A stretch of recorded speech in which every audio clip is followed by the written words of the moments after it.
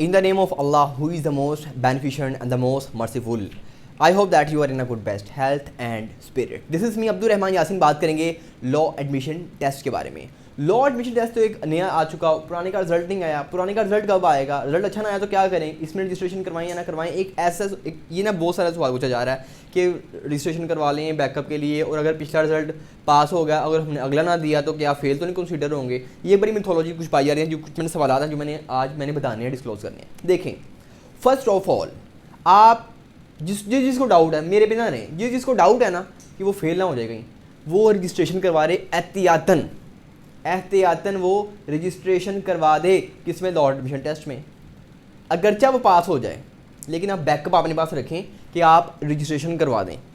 जिसको लगता है वो नहीं कर पाएगा, सर्वाइव नहीं पास हो सकेगा, वो रजिस्ट्रेशन करवा ले. जिसको लगता है वो पास हो जाएगा, वो ना करवाए. सिंपल हल है. अब देखें, अब इस टेस्ट का रिजल्ट नहीं आया जो रिसेंटली टेस्ट हुआ है, जो 16 को टेस्ट हुआ है, उसका रिजल्ट नहीं आया. अब वो जो रिजल्ट नहीं आया, वो रिजल्ट आएगा 9-10 को. मे बी 9-10 को ना आए, इससे भी आगे चला जाए. तो मैं इससे रजिस्ट्रेशन करवाने से फ़ायदा क्या होगा? जो अब टेस्ट आ रहा है, इसमें रजिस्ट्रेशन करवाने से फ़ायदा क्या होगा? फ़ायदा ये होगा इससे कि अगर ऐसा हुआ कि आपके जो टेस्ट हुआ है 16 को अगस्त, अपना ये जुलाई को, अगर आप उसमें फ़ेल हो जाते हैं, तो फिर आपके पास बैकअप तो पड़ा होगा, आप फ़ोन से दोबारा टेस्ट दे सकेंगे. लेकिन अगर ऐसा होता कि आपने रजिस्ट्रेशन भी करवा दी, जो नया टेस्ट आ रहा है इसमें आपने रजिस्ट्रेशन करवा दी, और आपका पुराना जो टेस्ट था वो पास हो जाता है, उसका रिजल्ट आता है कि आप पास निकल आते हैं, तो क्या आप हम अगला टेस्ट अगर नहीं देंगे तो फेल हो जाएंगे? तो क्या ऐसे होगा कि क्या हमने जो टेस्ट नहीं दिया, हम अब वो हमारा वो टेस्ट कंसिडर होगा क्योंकि हम तो फेल हो गए हैं, और जो रिसेंट टेस्ट है वो रिसेंट भी वही था? ऐसा नहीं होगा. आपने 2 साल के अंदर आपका कोई भी एक लैब टेस्ट पास होना चाहिए.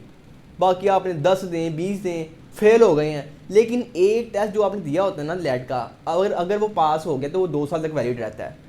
मिसाल लेते हैं जी, मैंने आज टेस्ट दिया, कल मैंने फिर टेस्ट दे दिया. जो आज दिया था मैं उसमें पास हो गया हूँ, जो कल दिया था उसमें फेल हो गया हूँ, परसों फिर दिया उसमें भी फेल हो गया हूँ, उससे चरसों फिर दिया फिर मैं फेल हो गया हूँ. तो होता ना बेशक, इससे कोई जो पुराना टेस्ट जो था मेरा, उस पर कोई इफेक्ट नहीं आएगा. वो अगर मैंने पास किया हुआ है तो मैं इंप्रूवमेंट के लिए आगे दे सकता हूँ. पास हो जाऊँगा तो इट्स ओके, अच्छे नंबर आ जाएंगे तो इट्स ओके. अगर फेल होता हूँ तो कोई मसला नहीं है. जो पुराना टेस्ट मेरा होगा, पास किया हुआ है, वो इफेक्टेड नहीं होगा. तो आप एहतियातन रजिस्ट्रेशन करवा दें. अगर आप पास हो जाते हैं तो मोस्ट वेलकम, फिर टेस्ट दें ही ना. मेरी ये मंशा है कि आप टेस्ट दें ही ना. अगर नहीं पास होता, देना तो दे दें. अगर आप नहीं पास होता तो फिर तो देना पड़ेगा, फिर तो टेस्ट देना पड़ेगा. तो बेहतर हल ये है कि आप एहतियातन लॉ एडमिशन टेस्ट में रजिस्ट्रेशन करवा दें. ठीक है, जो टेस्ट है आपका ये लगभग अक्टूबर के आखिरी इतवार को है, सॉरी अपना अगस्त के. तो आप रजिस्ट्रेशन करवा दें. ये मेरी एक राय है आप सबको. तो ये बहुत ज़्यादा पूछा भी जा रहा था कि हम करें क्या करें, तो ये आप ये रजिस्ट्रेशन कर दें.